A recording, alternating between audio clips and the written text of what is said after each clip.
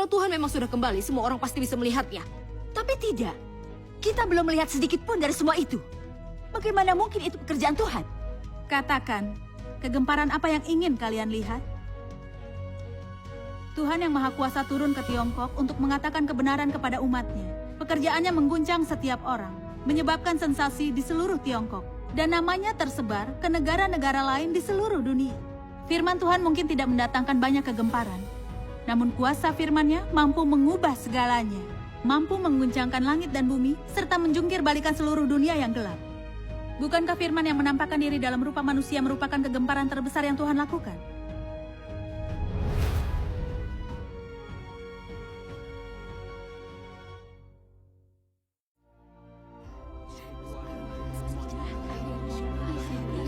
Saudara-saudari, damai beserta kalian. Amin.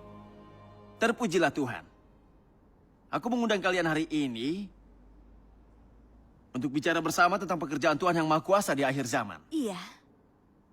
Sekarang semua orang tahu, gereja Tuhan yang Maha Kuasa saat ini adalah satu-satunya gereja yang secara terbuka menyatakan Tuhan yang Maha Kuasa adalah kedatangan Yesus yang kedua. Jadi Tuhan Yesus sungguh telah kembali. Aku sudah lama menantikan hari ini. Dia telah memulai penghakimannya dari rumah Tuhan, memberitakan Injil mengenai turunnya kerajaan Tuhan. Sekarang kita harus mencarinya. Umat gereja Tuhan yang Maha Kuasa memberitahu aku tentang Injil kerajaan Tuhan di akhir zaman. Firman Tuhan yang Maha Kuasa memang adalah kebenaran. Itu sungguh suara Tuhan. Syukur kepada Tuhan. Puji Tuhan. Saudara-saudari, jika kita tidak mencari atau mempelajari tentang penampakan kembali dan pekerjaan Tuhan, dan hanya menunggu turunnya secara terbuka di awan, kita akan disingkirkan sama seperti gadis bodoh yang menangis dan meratap karena siksaan dalam gelap. Pekerjaan Tuhan di akhir zaman tidak akan lama dan akan segera diikuti dengan bencana. Itulah sebabnya kita harus belajar tentang pekerjaan Tuhan di akhir zaman. Itu adalah tugas kita dan waktunya sempit. Iya. Hari ini, aku menghubungi dan mengundang Saudari Rizang dan Saudari Yang Apa kabar? untuk Halo. membagikan kesaksian mereka tentang pekerjaan Tuhan di akhir zaman. Supaya kita bisa memahami bahwa Tuhan yang Maha Kuasa merupakan kedatangan kedua Tuhan Yesus dan kita dapat menyambut kedatangannya kembali. Mari sambut mereka.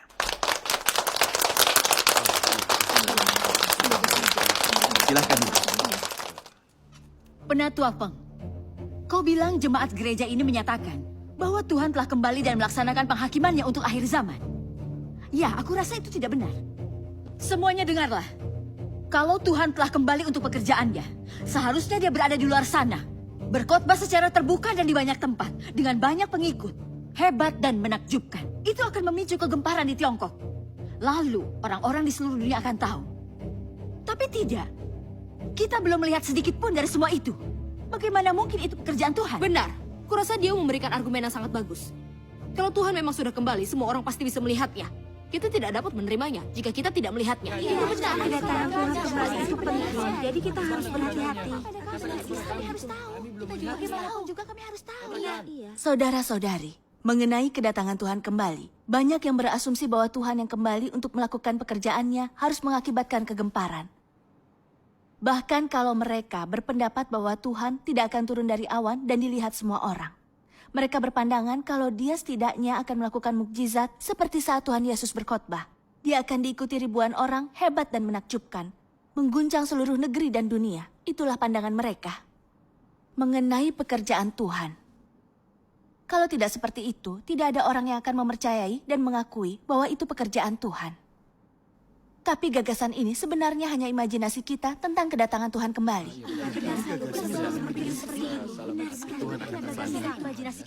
Tapi semua orang cenderung mengabaikan firman Tuhan Yesus Kristus. Karena itulah hendaklah engkau juga bersiap sedia karena Anak Manusia datang di waktu yang tidak engkau duga. Lihatlah, aku datang bagaikan pencuri. Diberkatilah ia yang berjaga-jaga dan menjaga pakaiannya, supaya ia tidak berjalan dengan telanjang dan jangan sampai kemaluannya terlihat. Kita cenderung berpikir, bagaimanapun cara Tuhan Yesus melakukan pekerjaannya, mukjizat apapun yang dilakukannya, betapa dia mengguncang seluruh Yudea, lalu disalibkan. Dengan cara yang sama dia akan datang kembali di akhir zaman. Ini bayangan semua orang mengenai pekerjaan Tuhan, tapi tidak seorang pun menyadari dia tidak pernah melakukan hal yang sama. Tuhan bijaksana dan maha kuasa selalu melakukan hal yang baru. Itu benar. Jadi, itu sebabnya orang-orang selalu mencari tanda-tanda yang berhubungan dengan Tuhan dan kedatangannya kembali. Atau melihat apakah itu kedatangan Tuhan dengan mengukur seberapa besar kegemparan yang ditimbulkannya. Tapi tidak seorang pun fokus mendengarkan suara Tuhan. Tentang di mana Roh Kudus berbicara atau di mana kebenaran itu diungkapkan.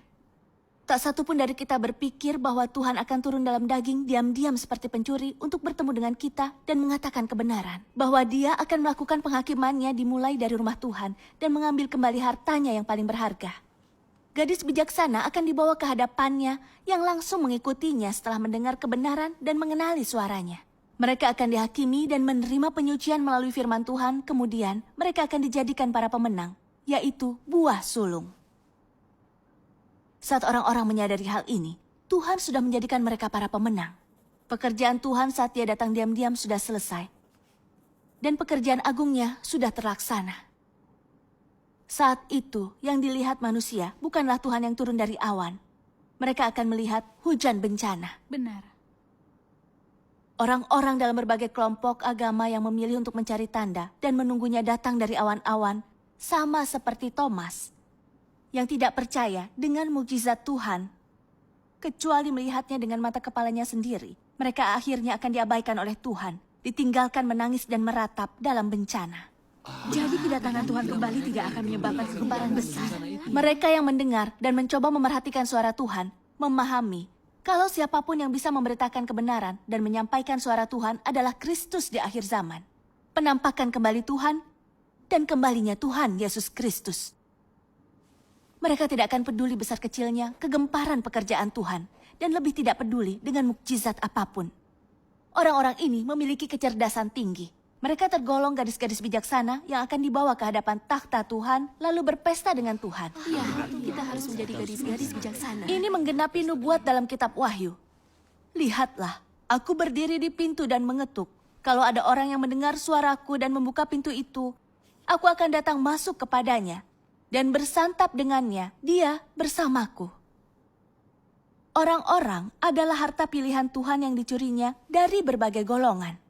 Mereka akan dijadikan para pemenang sebelum bencana itu. Cara Tuhan muncul kembali sangat bijaksana dan menyingkapkan begitu banyak orang. Manusia berusaha, tapi Tuhan yang menentukan. Itu benar. Ya, apa yang mereka beritakan sesuai dengan Alkitab. Apa yang mereka katakan sesuai dengan apa yang ada di Alkitab. Saudara-saudari, Iya, aku setuju. pekerjaan Tuhan sangat luar biasa. Kadang mengguncang dunia, kadang tanpa suara. Kadang bersifat umum, kadang tidak. Selain itu, Tuhan akan selalu melakukan hal baru, dan dia tidak akan mengulangi pekerjaannya sendiri. Dia menunjukkan kepada kita bahwa dia maha tahu dan maha kuasa. Benar. Saat Tuhan melakukan pekerjaannya di akhir zaman, dia datang diam-diam untuk melaksanakan penghakimannya yang dimulai dari rumah Tuhan. Di permukaan, tidak akan ada kegemparan. Tapi dia sudah membentuk para pemenang jauh sebelum bencana itu terjadi. Tuhan sudah meraih kemenangan atas iblis dan menerima kemuliaan di timur. Tapi banyak orang berpikir, kalau pekerjaan Tuhan akan menimbulkan kegemparan besar. Tanpa kegemparan besar, bagaimana mungkin itu sungguh pekerjaan Tuhan?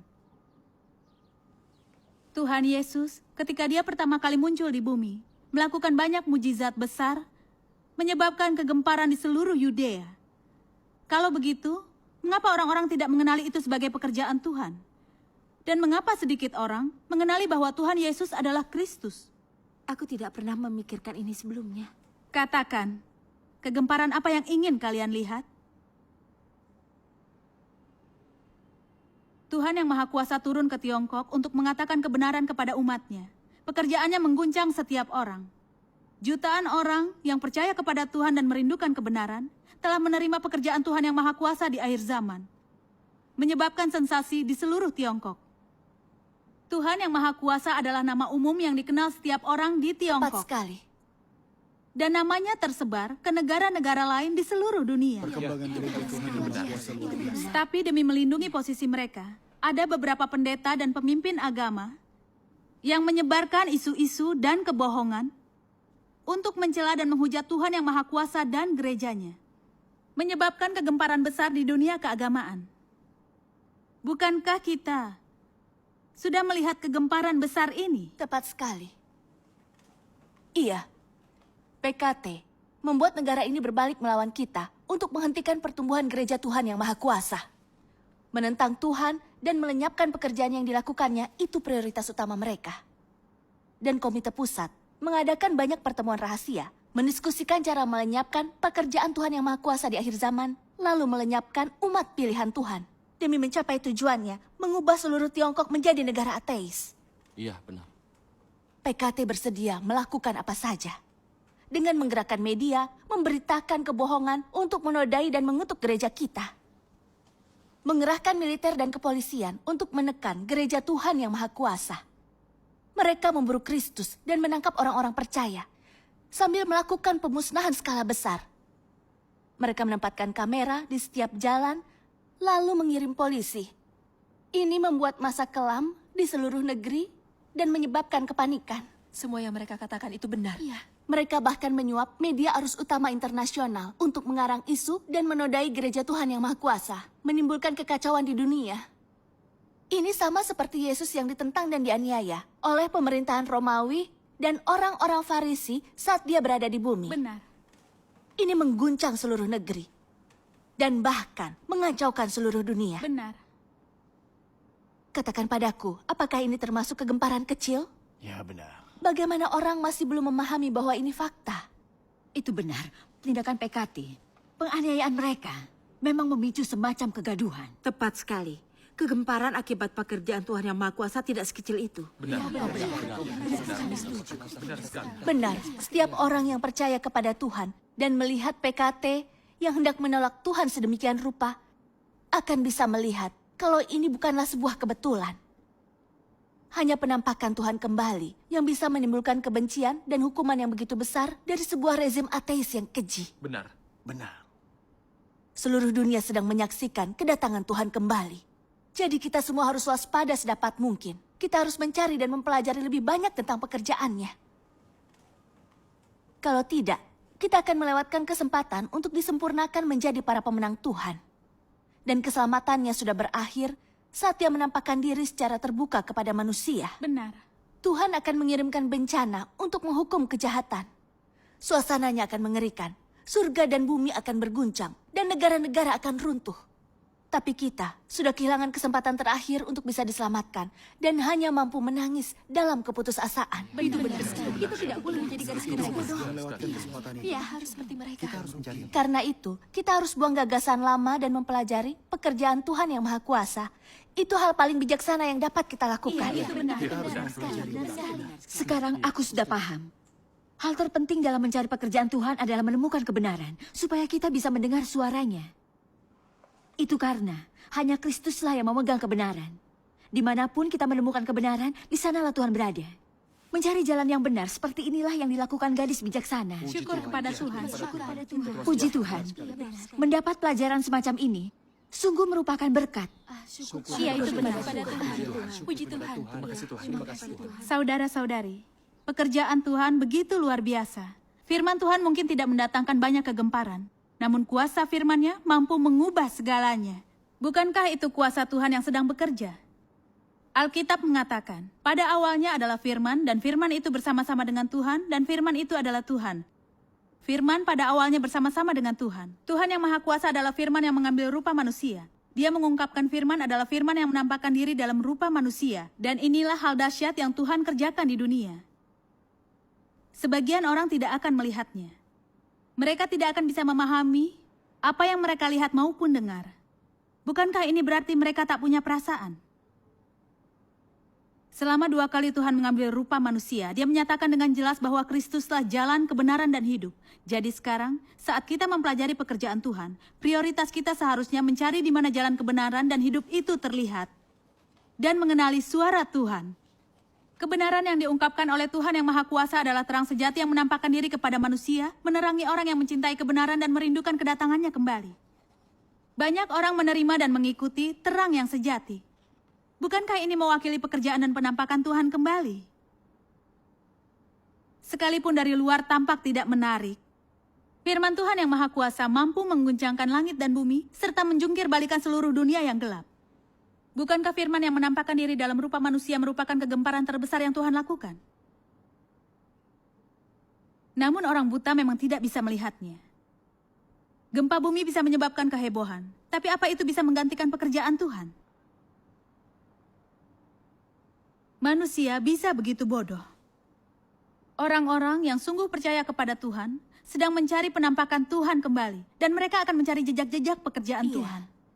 Bila kita mencari penampakan Tuhan, maka kita harus mencari suaranya dan firman Roh Kudus kepada para jemaat. Biar kubacakan ayat firman Tuhan. Baik. Tuhan yang Maha Kuasa berfirman, oleh karena kita sedang mencari jejak langkah Tuhan, maka kita harus mencari kehendak Tuhan, perkataan Tuhan, pernyataan Tuhan. Sebab di mana ada firman Tuhan yang baru, di sanalah ada suara Tuhan. Dan di mana ada langkah kaki Tuhan, di situ juga ada perbuatan Tuhan. Di mana ada pengungkapan Tuhan, di situ juga ada penampakan Tuhan. Dan di mana ada penampakan Tuhan, di situ juga ada kebenaran dan jalan dan hidup. Firman Tuhan yang Maha Kuasa begitu luar biasa. Di mana ada firman baru dari Tuhan, di situ pasti ada penampakan dan pekerjaan Tuhan. Tuhan yang Maha Kuasa mengungkapkan segala kebenaran untuk keselamatan umat manusia. Kita hanya perlu membaca firman Tuhan yang Maha Kuasa, lalu bisa melihat kebenaran yang diungkapkan oleh Tuhan adalah suara Tuhan. Itulah jalan kehidupan kekal yang dianugerahkannya kepada manusia. Tuhan yang Maha Kuasa adalah Tuhan yang menampakkan diri dalam rupa manusia kedatangan Yesus yang kedua. Dan dari fondasi yang diletakkan oleh penebusan Tuhan Yesus, Tuhan yang Maha Kuasa telah melakukan pekerjaan penghakimannya yang dimulai dari rumah Tuhan. Ini kunci dari rencana Tuhan untuk melepaskan manusia dari kendali iblis dan menganugerahkan keselamatannya kepada mereka. Ini juga tahap terakhir dari pengelolaan Tuhan yang akan menandai akhir dari zaman ini.